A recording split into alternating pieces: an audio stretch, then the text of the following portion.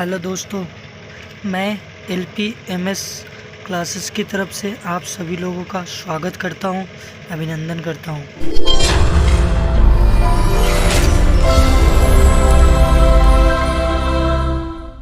भारतीय कृषि का पार्ट 1 आप लोगों ने देख लिया होगा और पार्ट 2 आज दोस्तों हम पढ़ेंगे। दोस्तों, कृषि अर्थव्यवस्था के सामान्य लक्षण। कृषि पर अत्यधिक निर्भरता। 2 में जनसंख्या में तीव्र वृद्धि और अदृश्य बेरोजगारी। 3 में पूंजी की न्यूनता। 4 में प्राकृतिक साधनों का अल्प प्रयोग। 5 में तकनीकी का नीचा स्तर। 6 में निर्धनता का दुष्ट चक्र। 7 में विदेशी व्यापार की ओर से उन्मुखता। भारत में कृषि की निम्न दशा अथवा कम उत्पादन के कारण बताइए। कम उत्पादन के परंपरागत कारण। छोटी जोतें, मानसून पर निर्भरता, जोतों का उपविभाजन, सिंचाई का अपर्याप्त विकास, सीमित व्यापारिक कृषि, बाढ़ व सूखे, अनुपयुक्त कृषि पद्धति, छोटे छोटे किसान, मध्यजन, खराब बीज तथा फसली शत्रु, कृषि में नियोजन एवं नियम का अभाव, दोषपूर्ण भूमि व्यवस्था, शाख का अभाव। कम उत्पादन के आधुनिक कारण। कम उर्वरक भूमि पर कृषि प्रति छोड़ी जाने वाली भूमि, पूंजी का अभाव, क्रमागत उत्पत्ति ह्रास नियम का आचरण। कृषि उत्पादकता बढ़ाने के लिए सुझाव।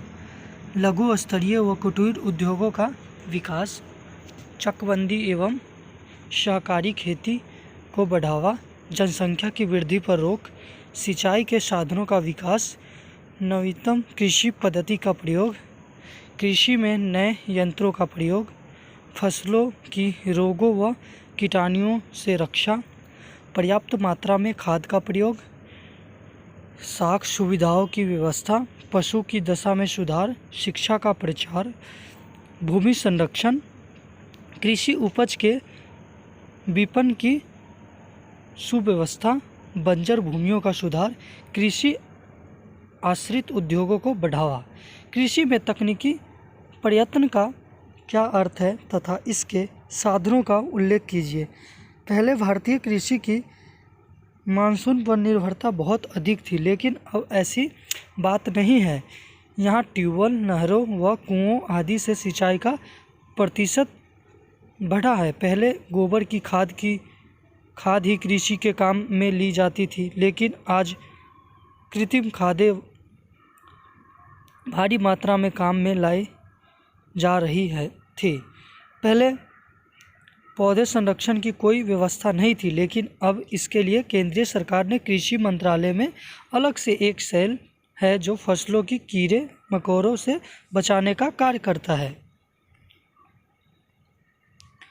कृषि में मशीनीकरण से क्या आश्चर्य है? खेती में मशीनीकरण को प्रभावित करने वाले कारण कौन कौन से हैं?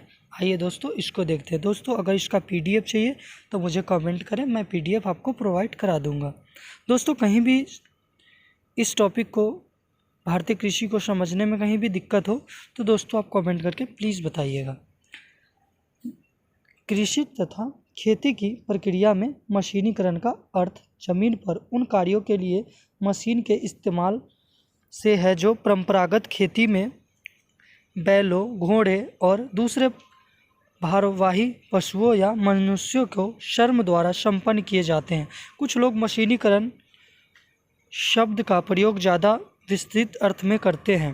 अनेक सुधार इस प्रक्रिया में चल और अचल, छोटी बड़ी शक्ति के चलने वाली उन सभी मशीनों का प्रयोग आता है जिनका प्रयोग न केवल खेतों के जोतने में, फसल काटने और बालों से अनाज अलग करने के लिए होता है, बल्कि जिसकी सहायता से कुओं से पानी निकालना जाता है, तिलहन और गन्ने को पेरा जाता है इत्यादि। जाहिर है कि खेती में इस तरह की मशीनों के इस्तेमाल के लिए ज़रूरी है कि भारी निवेश किया जाए। इन मशीनों के इस्तेमाल से खेती में बैलों की ज़रूरत कम रह जाती है और मानव श्रम का प्रतिस्थापन की भी पूंजी द्वारा हो जाता है।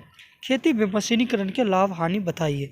खेती में मशीनीकरण कई प्रकार से लाभकारी है और यही कारण है कि सभी विकसित देशों में खेती की सभी क्रियाएं मशीनों की सहायता से ही संपन्न की जाती है। खेती में मशीनीकरण के निम्न लाभ हैं: श्रम की उत्पादकता में वृद्धि, मशीनीकरण और उत्पादन में वृद्धि, खेतों पर आय में वृद्धि और परंपरागत कृषि में बदलना, मशीनीकरण से लागत में कमी, आर्थिक अधिशेष में वृद्धि। यांत्रिक खेती का विरोध, बेरोजगारी में वृद्धि, खनिज तेल की समस्या, पशु की बेकारी, भूमि की उत्पादकता में वृद्धि नहीं। संक्षिप्त निम्नलिखित का संक्षिप्त टिप्पणियाँ लिखिए।